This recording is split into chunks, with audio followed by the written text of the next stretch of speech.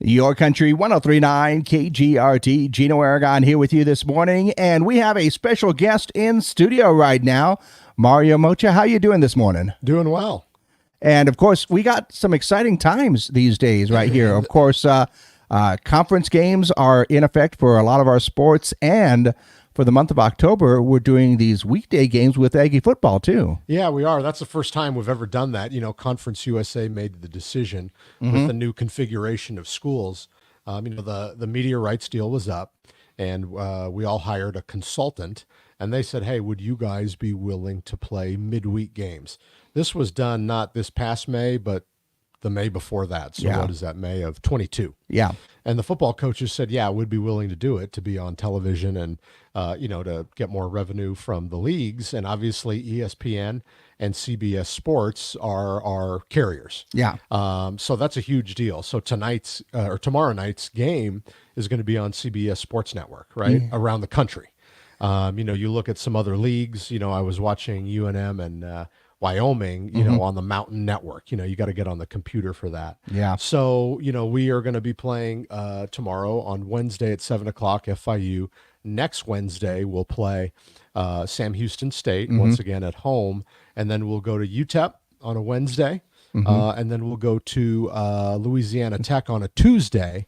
And then we'll resume our normal Saturday games. Yeah, so that's got to play a little bit of kind of throw a wrench, I guess, into the works for the practices and everything on the normal schedule that everybody's used to. Yeah, then the good thing is everybody has to adjust.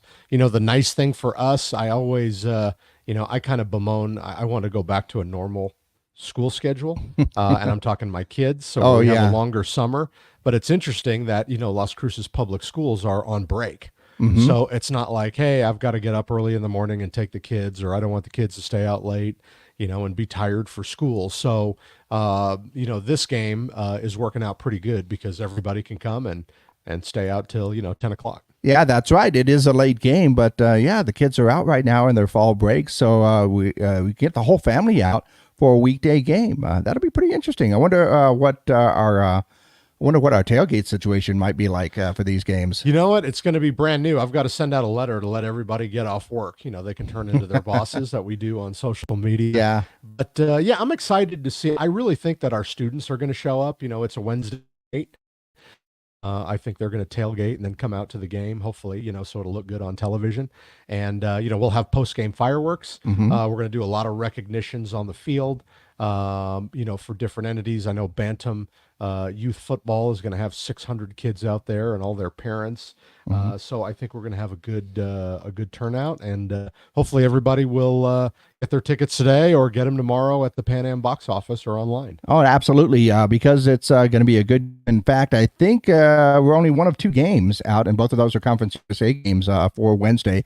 So all eyes on NMSU, really. Well, that's the thing.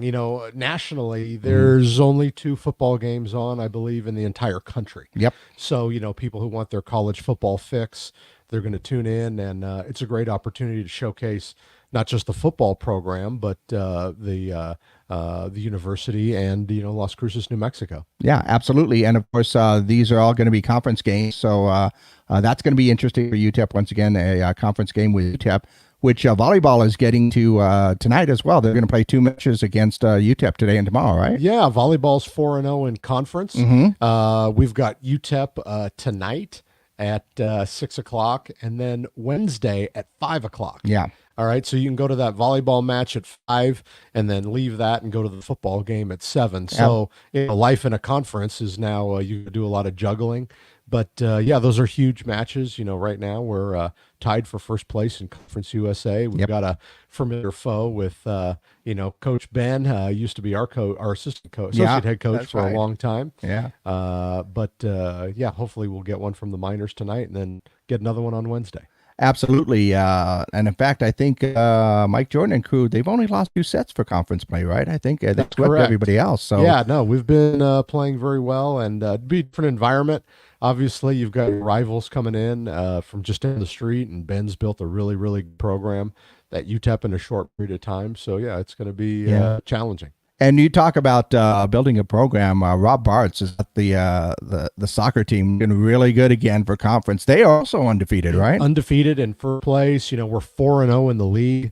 We won 3 matches. Were they all at home? Maybe one was on the road. I think one was on the UTEP road. was on the road. Yeah. We had 2 at home. We beat UTEP 2-0 on the road. And then, we went to Liberty University. Yeah. And I think a lot of our fans are starting to understand, maybe who some of the schools are. Liberty had the nation's longest unbeaten streak at 24 matches. Yeah. They were receiving votes in the I think they top were 25. We were going to be 1 and 2, right, in the conference. That is as far. correct. Yeah, that's right. They were picked. There was 8 votes. They were picked with 5. We were picked second. We received 3 votes for first. But we went out there to Lynchburg, Virginia, and shut them out 1-2-0.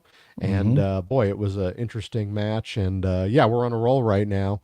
And I'm really excited. I know the girls are going on the road again this Sunday. They play Jacksonville State. Yep. But then they'll be home, so hopefully we'll have a great crowd, down the home stretch. Yeah, and you got to love this time of year. You can feel that change in the weather right now. For the past few days, it's been a lot cooler, especially when I get up at 4 o'clock in the morning. I feel that chill in the air. But this is the great thing about the fall sports when we get into all of this time right here, and the fact that we've got.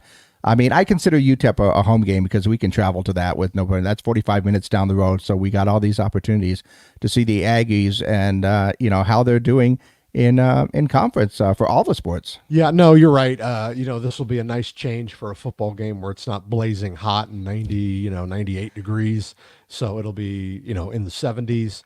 And I think people will certainly enjoy the weather. We just hope we get a great crowd. We know these midweek games are different for our fans, but hopefully they'll embrace it. And we're giving the entire city of Las Cruces something to do on a Wednesday night. Yeah, absolutely. Midweek game. I'm looking forward to it. FIU coming into Aggie Memorial tomorrow night. 7 o'clock is the kickoff, right? That is correct. So you can get your tickets. Just head over to the Pan Am box office, right, and grab some tickets. Get your tickets. You can call 646-1420, or you can go online at nmstatesports.com, any of those 3 ways, and get those tickets for Wednesday night, 7 o'clock. Get the whole family out. The kids can stay up late, watch a football game, have a good time with the family, and, let them sleep in on a Thursday. And I don't know. There's always that chance that you're not feeling too well on a Thursday morning. I might do the same thing, but it's going to be a whole lot of fun. I'm looking forward to this month in general, but we kick things off this month with FIU tomorrow night. So everybody come on out. And anything else we need to bring up? No, we'll see you at the volley. It's great. Come to the volleyball match tonight. Yeah, that's right. 6 p.m., and you can get your football tickets right there at the Pan Am box office. Yeah, full of Aggie action for the next couple of days with volleyball and football. Get your tickets, come on out, support the team, and I can't stress the importance of getting the fans out there as that extra team member for everybody. It really does make a difference for everybody. There's no doubt about it. Absolutely. Thanks a lot, Mario, for getting us up to date, and we look forward to seeing you again, and go Aggies. Thanks for having me.